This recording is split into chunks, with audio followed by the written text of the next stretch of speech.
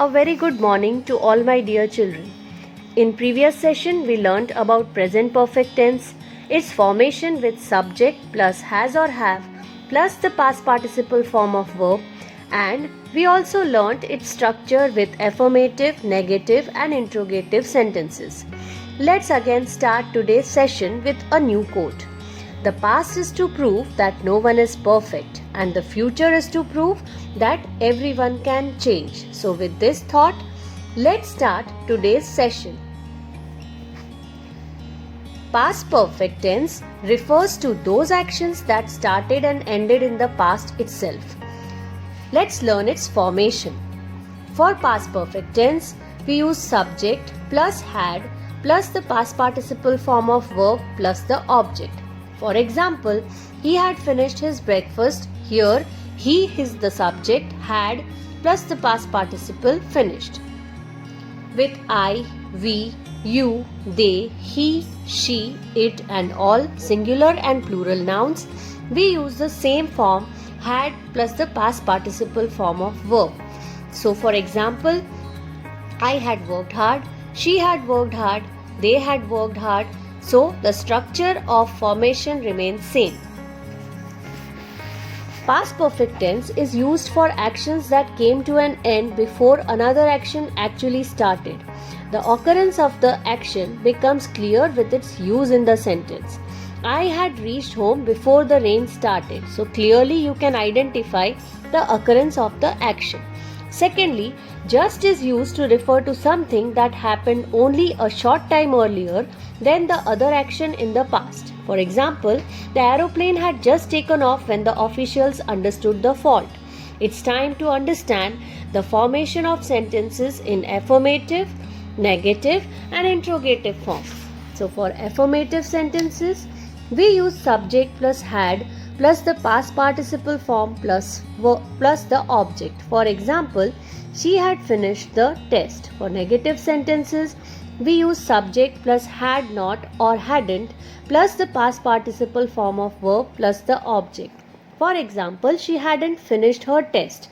And for interrogative sentences, we use had plus subject plus the past participle plus the object. So, example would be had she finished her test. Let's try to understand future perfect tense. Future perfect tense refers to completed action in the future. When we use this tense, we are projecting ourselves forward into the future and looking back at the action that will be completed sometime later than now. It is most often used with a time expression. So its formation will include will have, shall have plus the past participle form of verb. Talking about future perfect tense again, for I, we, you, they, he, she, it and all singular and plural nouns, we use will have, shall have plus the past participle form of verb. For example, I will have finished my lunch. Let's understand the use of future perfect tense.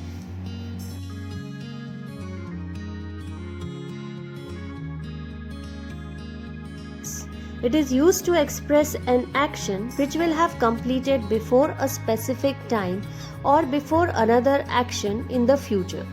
It is also used to express an action which began earlier and will continue up until another action occurs in the future. So let's dive into its structure in terms of affirmative, negative and interrogative sentences.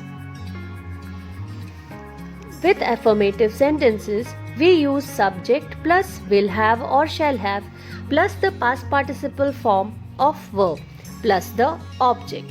For example, he will have done it by this evening. With negative sentences, we use subject plus will plus not plus have plus the past participle plus the object. He will not have done it by the evening. With interrogative sentences, we use will plus subject plus have plus the past participle form of verb plus the object. It will be will he have done it by this evening. So, dear children, with this, we come to the end of this chapter. Thoroughly watch both the videos on perfect tenses to understand present perfect, past perfect, and future perfect forms.